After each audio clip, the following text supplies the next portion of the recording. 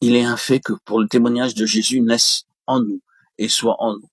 Cela nécessite en premier lieu notre mise de côté par la croix. L'union avec Christ sur la base de sa vie ressuscitée nous permet d'entrer dans des situations de mort et qui paraissent être la fin de tout.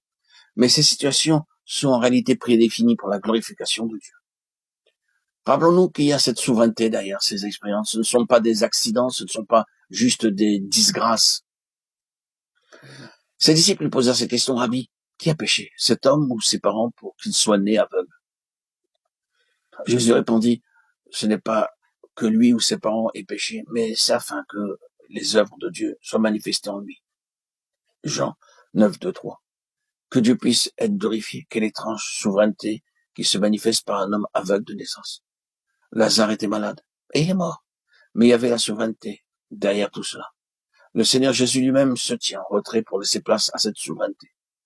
Jésus lui dit: ne t'ai-je pas dit que si tu crois, tu verras la gloire de Dieu? Jean 11, 40.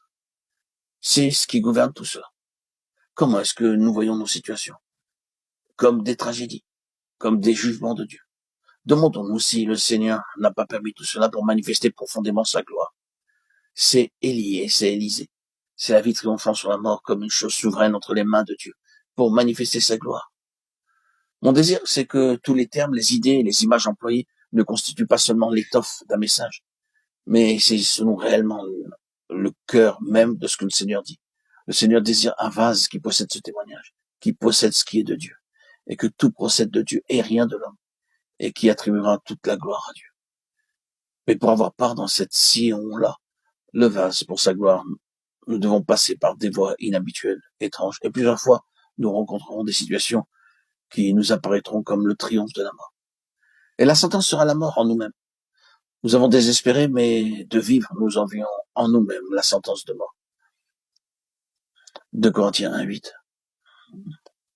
Quel beau résumé. Nous avons désespéré même de vivre. Eh bien, nous avions en nous-mêmes la sentence de mort de Corinthiens 8. Et il y a alors la souveraineté dans tout cela, afin que nous n'eussions pas confiance en nous-mêmes, mais en Dieu qui ressuscite les morts. Regardons à nous-mêmes un court instant, ou à cette espérance qui nous est donnée. Y a-t-il un quelconque espoir en nous? La déclaration ici, c'est qu'il y a la mort. C'est vrai. Mais allons un peu plus loin. Ce n'est pas la finalité pour Dieu. C'est seulement pour que nous n'eussions pas confiance en nous-mêmes. Oh, sublime. Est-ce que vous essayez de trouver quelque chose en vous-même qui vous permettra d'espérer? N'est-ce pas là une partie de la difficulté?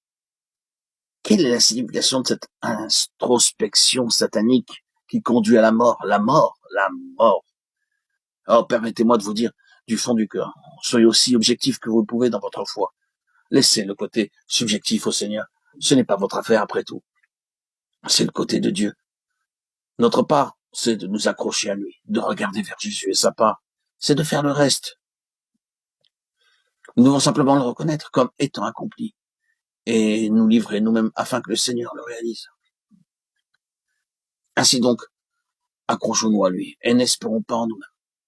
Cessons de rechercher tout espoir ou toute confiance en nous-mêmes, afin que nous n'eussions pas confiance en nous-mêmes.